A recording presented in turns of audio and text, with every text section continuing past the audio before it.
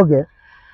తర్వాత నకిలీ డాక్యుమెంట్స్ సృష్టించి అక్రమ కార్యకలాపాలకు పెద్ద ఎత్తున పాల్పడ్డాడు. పైసలు సంపాదించుడు, భూములు కొన్నాడు, మంది పేర్ల మీద పెట్టిండు అని చెప్పి మనం. అంతేగాని నకిలీ డాక్యుమెంట్ ఏడ ఏముందో కబ్జా చేసింది చూపిమని. అవసరం అనుకుంటే లిటికేషన్లు ఉన్న భూమిలో లేకపోతే ఇంకోటో 4 రూపాయలు దందా చేస్తుండు, పెట్టుబడి పెడతా ఉన్నాడు. ఈ ప్రజల మీద మాటలనే పెట్టుబడి పెట్టి పైసలనే కాసులు వాళ్ళ చెమటను దారపోసుకొని ఆయన పొద్దుగాల లేస్తే మనోడు ఎప్పుడు లేస్తాడో తెలియదు, ఎప్పుడు వంటాడో తెలియదు. అదేవిధంగా తన కుటుంబ సభ్యులతో కూడా మాట్లాడే అంత సమయం తీరుగా ఉండని వ్యక్తిని పట్టుకొని మీరు మాట్లాడరు. ఏం మాట్లాడుతారు? ఇది ఒక సబ్జెక్ట్. అట్లాగే సైబర్ నేరాలకు కూడా పాల్పడ్డాడు.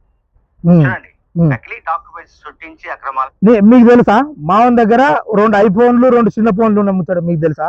మీ లేకపోతే మీ ఆర్టిఫిషియల్ ఇంటెలిజెంట్ తెలుసా అంటున్నా.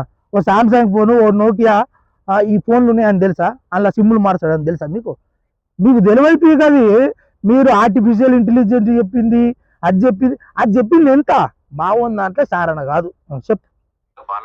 పాల్పడ్డమే కాకుండా సైబర్ నేరాలకు కూడా తీర్మానం పాల్పడ్డాడు. పడతాడు, బరాబరు పడతాడు.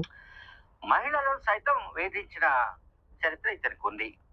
ఆయన అన్నీ మాట్లాడాలి. నాకు అనేక కేసులు ఇతనిపై నమోదై ఉన్నాయి. ఉంటాయి. మనిషి అన్నప్పుడు ఉండే.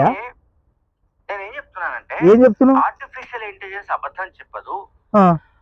మా పార్టీ అధికార ప్రతినిధి ఆర్టిఫిషియల్ ఇంటెలిజెన్స్ అని తీర్మానం చెప్పినప్పుడు మరి ఆర్టిఫిషియల్ ఇంటెలిజెన్స్ చెప్పినవి అబద్ధాలు అనుకోవాలా, లేకుంటే నిజమే అనుకోరి? ఇది బీఆర్ఎస్ పార్టీ గుట్టు రట్ట చేసింది. అంటే మొన్న కలిసినందుక ఇది మీ బీఆర్ఎస్ పార్టీ? అయితే మొన్న మావాడు పోయి హరీష్ రావు కేటీఆర్ ను కలిసింది ఇక బీఆర్ఎస్ పార్టీలో జాయిన్ అవుతుందా?